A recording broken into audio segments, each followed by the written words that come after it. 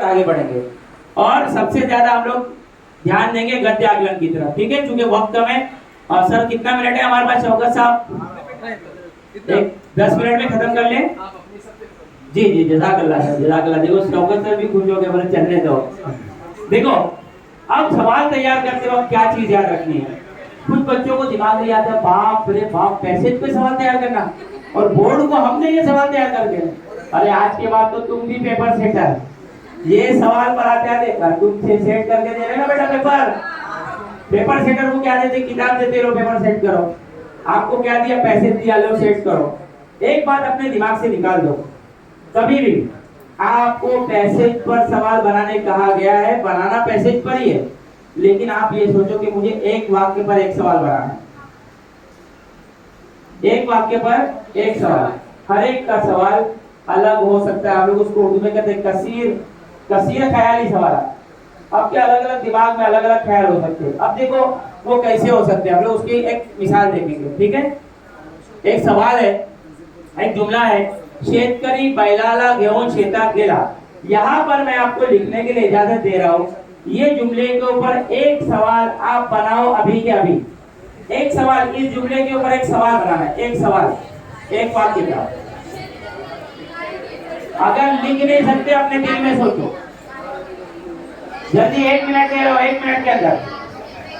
पानी है, पानी हाँ है। जल्दी दिल में सोचो।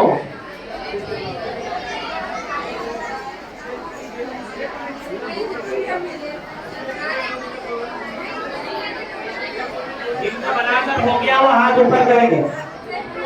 Very good, very good, very good बेटा, वेरी गुड, माशाल्लाह। जिनका बनाकर हो गया हाथ ऊपर, हाथ ऊपर। वेरी गुड, 50% बच्चों का हो गया है। और वेरी गुड, हाँ। आप देखो, हाथ नीचे कर लो। अब आपका सवाल इन 4 सवाल में से एक हो सकता है। नंबर 1, चलो, कौन पहला गेहूं शेतात गेला? हाँ सही। देखो कितना खुश हो रहा है बेटा, इम्तिहान में ऐसा सवाल सही होगा कितना खुश होगा, सोचो। हाँ, दूसरा सवाल हो सकता है ये, शेतकरी कोणाला गेहूं शेतात गेला। क्या बात, कितना खुश है। क्या नाम है बेटा तेरा? रेहान। रेहान के लिए ताली बजाओ। देखो बेटा कितना खुश हो रहा है। तीसरा ये सवाल हो सकता है, शेतकरी महिला लोग कुठे गेला? यहाँ की लड़कियां उछल रही, बोला हमने यही बनाया था। और चौथा सवाल ये हो सकता है, कौन कोणाला गेहूं शेतात गेला? ये कम चांसेस है, कम लोगों ने बनाया होगा, लेकिन ये 4 के अलावा कोई सवाल इसके ऊपर बन नहीं सकता, ठीक है। मराठी में कभी कभार मराठी मीडियम वाला आपको ये कहेगा कि कौन, केव्हा, कदी, डायरेक्ट कौन से सवाल नहीं बनाने का, लेकिन मैं कहता हूँ बनाओ, मार्क्स मिलेगा। ग्रामर का रूल है मराठी में कि डायरेक्टली आप कौन से सवाल नहीं बना सकते, लेकिन वो हायर लेवल के लिए, ये भी बता दिया, ठीक है। संयुक्त भाषा के लिए आप बना सकते हो, मार्क्स आपको मिलेंगे, ठीक है। इसको ऐसा कर सकते हो, बैलाला घेऊन कौन शेतात गेला, मतलब मराठी ये कहती है कि ऐसा सवाल बनाओ, बैलाला घेऊन कौन शेतात गेला। लेकिन आप अगर ऐसा बनाएंगे कौन बैलाला घेऊन शेतात गेला, आपको मार्क्स मिलेंगे पूरे, ठीक है। जब आप कॉलेज जाएंगे तब थोड़ा उसको चेंज कर लेना। चलिए आगे बढ़ते हैं। अब देखो थोड़ा सा तरतीब देखेंगे क्या बेटा, कि ये एक पैसेज है, इसके ऊपर सवाल करने का मैंने जो बताया वो तरीका कारगर होता है या नहीं। तो ये आ गया, बालपणातील आनंद काही आग्रहात असतो, ऐसा लिखा। हम यहाँ पे सवाल बना रहे, बालपणातील आनंद कसा असतो। हमने एक मार्क किया, वहां पर आगे जाने के बाद में तिथे भूतकाळाची फिकीर नसते, इधर बालपणी कोणती फिकीर नसते, भूतकाळाची। एक और हमने टिक मार्क किया, बालपण म्हणजे अवखलपणे वाहणारा निर्मळ झरा। हमने सवाल बनाया बालपण म्हणजे काय।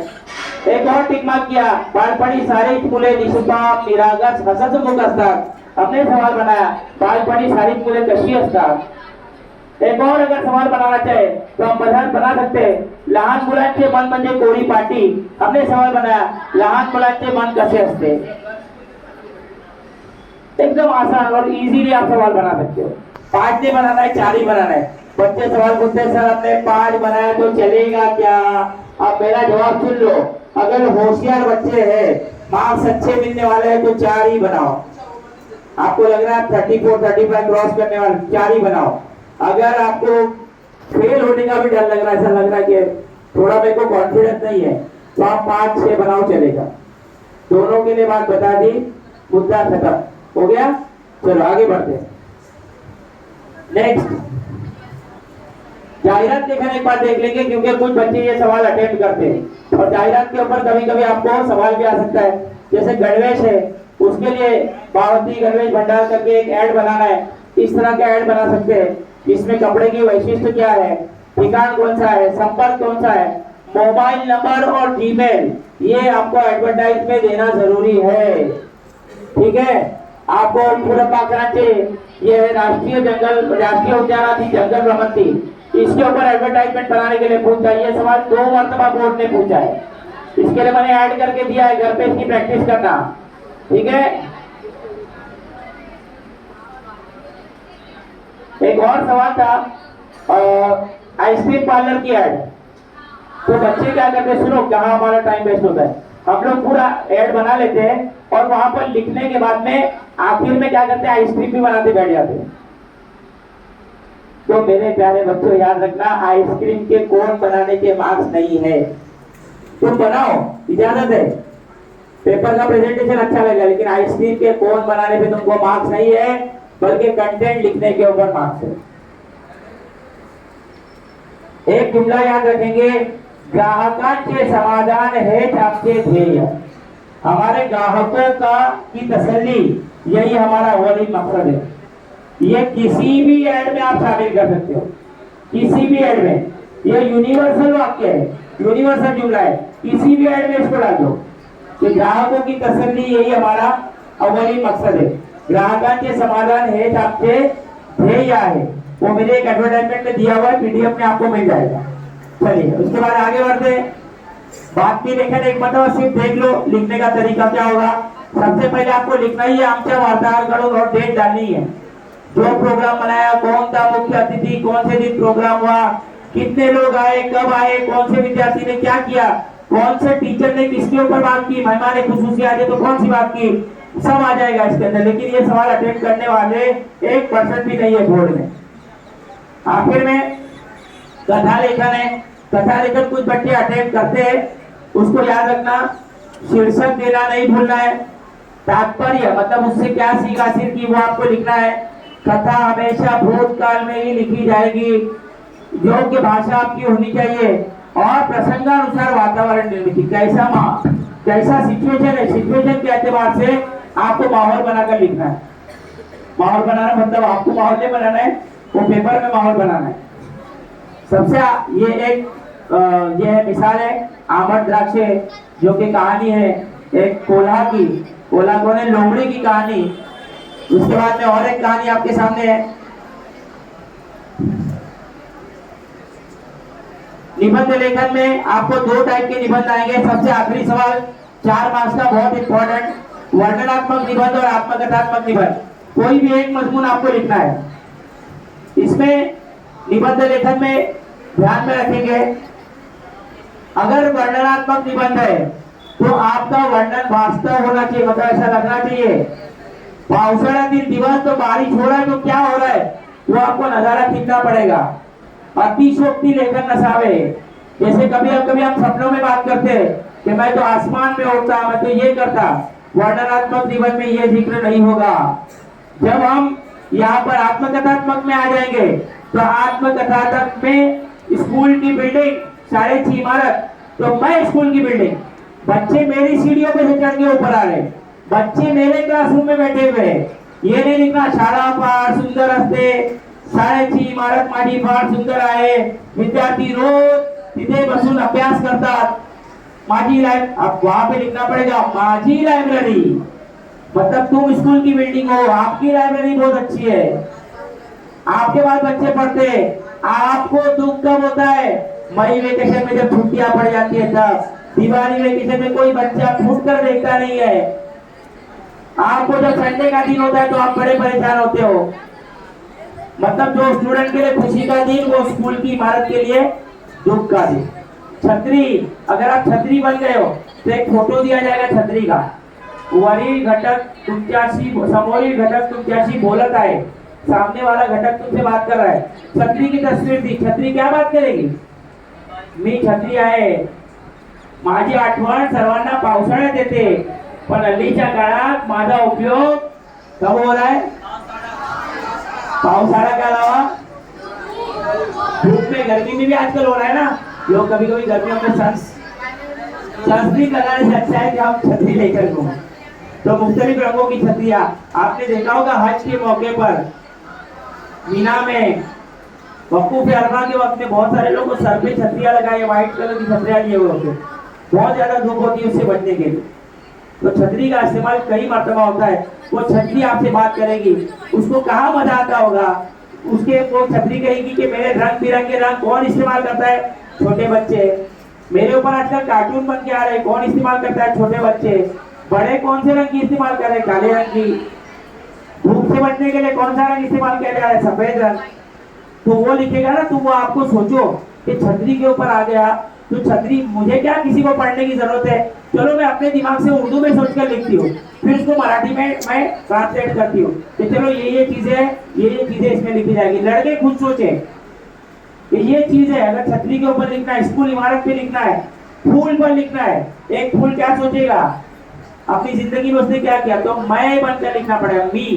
मी छतरी, मी शाळेची इमारत, मी गुलाबाचे फूल, सब आपको अपन बनना। तख्तेसिया के ऊपर आते, ये बोर्ड के ऊपर। मी शाळेतील फळा, और पूछा है 2 मरतबा इसके ऊपर निबंध जो आपके सामने होता है। और ये इत्तेफाक की बात ये है, आपको लिखने में इसलिए मदद मिलेगी, जिस दिन आप पेपर लिख रहे होंगे उस दिन आपके सामने होगा ये फड़ा। बोलो होगा कि नहीं होगा? आपको साइज भी देखिए, चौकोन है कि मुस्ततील नुमा है, हम लोग आयाताकृति है। बोर्ड कैसा है? आयाताकृति, मतलब मुस्ततील है। अब ऐसा आप लिखेंगे पूरा, तो आपको सामने दिख रहा है। अच्छा, उसके ऊपर क्या करते हैं बच्चे? अपने ख्याल लिखते हैं। जब टीचर क्लास में नहीं होता तो कुछ बच्चे कुछ लिखते हैं, फिर मिटा देते हैं टीचर के डर से। जिनकी बारी होती है वो रोज आकर मुझे सजाते हैं, मेरे ऊपर अच्छी अच्छी बातें लिखते हैं। मैं खुश होता हूँ कि मैं गंदा हो रहा हूँ, लेकिन बच्चे सामने फैज पा रहे हैं। ये चीजें लिखेंगे कि नहीं लिखेंगे? खुद से लिखो ना, याद करो, सोचो कि वो बोर्ड को, क्या अगर बोर्ड जानदार बन जाए, आप बन जाए, तो आपको क्या फीलिंग होगा? आप खुद लिख सकते हो कि आजकल डिजिटल बोर्ड आने से मेरी वैल्यू थोड़ी सी कम हो गई है, लेकिन फिर भी डिजिटल बोर्ड में स्मार्ट टीवी आ गया तो फिर मेरी वैल्यू बढ़ गई, क्योंकि आप पेंटेव आ गया जिससे मुझ पर फिर लिखा जाने लगा। ये सोचो आप बेटा, ठीक है।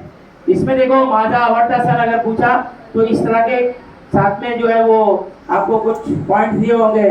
सणाचे नाव, कोणत्या महिन्यात येतो, साजरा करण्याचा हेतू काय आहे, का आवडतो, कसा साजरा करतात, कालावधी काय है, कौन से महीने में होता है। जैसे माझा आवडता सण, हमने ईद के बारे में लिखा, तो ईद कौन से महीने में मनाई जाती है? रमजान के महीने में। और वो कब, फिर ईद के वक्त में क्या होता है, उससे पहले रमजान में क्या होता है, पूरी डिटेल। आपको ईद के बारे में जितनी मालूमात है दिवाली के बारे में उतनी नहीं होगी। माझा आवडता सण है तो ईद लिखो ना, आपको लिखने के मार्क्स मिलेंगे बेटा, ठीक है। ये सब कुछ मैं दे रहा हूँ, फुलाची आत्मकथा पीडीएफ में सब मिलेगा आपको, ठीक है।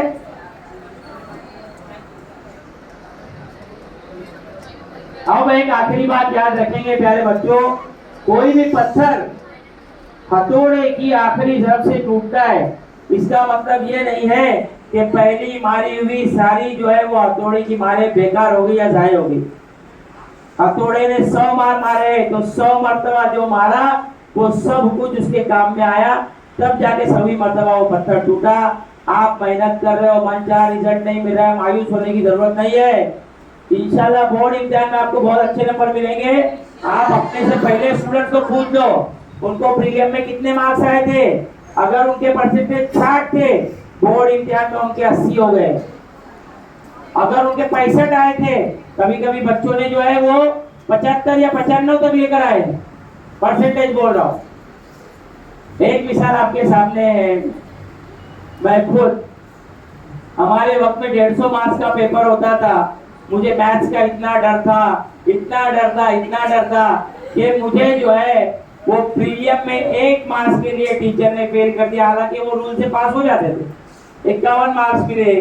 शादी की दावत थी, मैं खाने जा रहा था, मेरे चाचा रिक्शा चला रहे थे, अब्बा पीछे बैठकर एक ही काम करते, ले पीछे मार, ले पीछे मार। मेरे वालिदा ने रोका, जाने दो।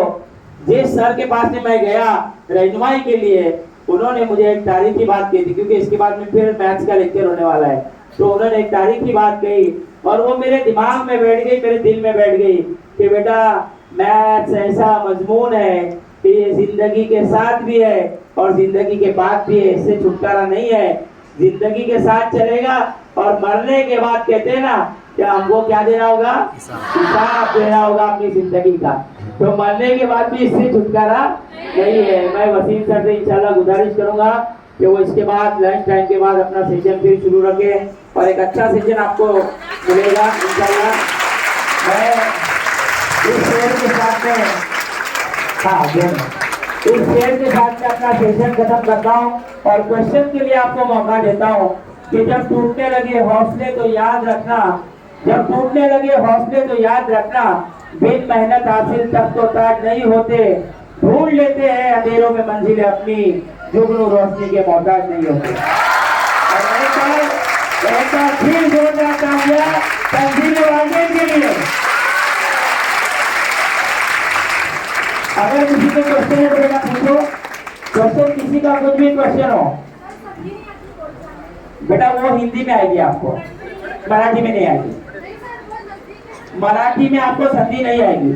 मैंने आपको पीडीएफ हिंदी का भी देने वाला हूँ जिसमें सब कुछ है, जैसे ये है वैसा है, सर फॉरवर्ड करेंगे आपको। ये नंबर है, सुन लो आप एक मरतबा, प्यारे बच्चे सुन लो ध्यान से एक बार। ये मेरा मोबाइल नंबर है, मेरे पास एक ही नंबर है और मेरे इस फोन में एक ही कार्ड जाता है, दूसरा ई सिम मैं इस्तेमाल करता नहीं हूँ। इसके लिए मुझे आप कॉल मत करना, मुझे आप अपना सवाल लिखकर वॉइस मैसेज करना कि सर ये सवाल है, इसका जवाब हमको समझ में नहीं आ रहा है, आपको 100% जवाब मिलेगा।